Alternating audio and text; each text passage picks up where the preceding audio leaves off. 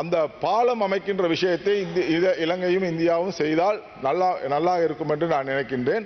மீன்பிடி அமைச்சராக இருக்கின்ற உங்களுக்கு அது விஷயம் நன்றாகவே தெரியும். இந்தியாவுக்கும் இலங்கைக்கும் பாலம் அமைக்க வேண்டும் என்பது இன்று நேற்றல்ல, பாரதியார் அவர்கள் சொல்லியிருக்கின்றார். சிங்கள தீவினுக்கு ஒரு பாலம் அமைப்போம் அப்படின்னு. ஆனால் இன்று இந்த நாட்டிலே பெரும்பாலான சுற்றுலா பிரயாணிகள் வருவது இந்தியாவை பொறுத்தளவிலே இருக்கின்றது. ஆகவே இந்திய சுற்றுலாவை நாங்கள் இருக்கின்ற சுற்றுலாத்துறையை அபிவிருத்தி செய்யப்பட வேண்டுமானால் நாங்கள் பல்வேறு வசதிகளை செய்து கொடுக்க வேண்டும். நீங்கள் இந்தியாவை பற்றி குறிப்பிடுகின்ற பொழுது உண்மையிலே நாங்கள் மிக தெளிவாக இருக்கின்றோம். இப்போது அல்ல, எப்போதுமே கூட நாங்கள் அதாவது கொள்கை ரீதியாக பல்வேறு நடவடிக்கைகள் எடுக்கப்பட்ட போதிலும் கூட இன்று நாங்கள் இந்தியாவோடு மிகவும் நெருக்கமாக உறவாடி கொண்டு இருக்கின்றோம். அதில் எந்த விதமான மாற்று கருத்து இல்லை.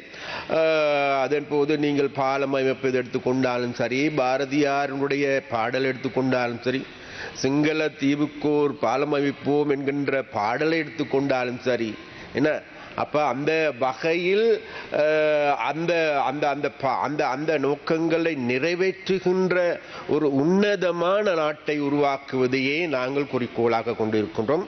அதில் விசேடமாக மலையக மக்களுடைய பிரச்சனைகள் தொடர்பாக கூடுதலான கரிசனை எடுத்திருக்கின்றோம். அதில் உள்ளே நிச்சயமாக எங்களுடைய கிளீன் ஸ்ரீலங்காவினுடைய வேலை திட்டத்தின் முக்கிய பங்காளியாக உண்டு மலையக மக்கள், அடுத்து வடகிழக்கிலே பாதிக்கப்பட்ட தமிழ் மக்களுடைய பிரச்சனைகள் கூடுதலான கவனத்துக்கு எடுக்கப்பட்டிருக்கின்றது.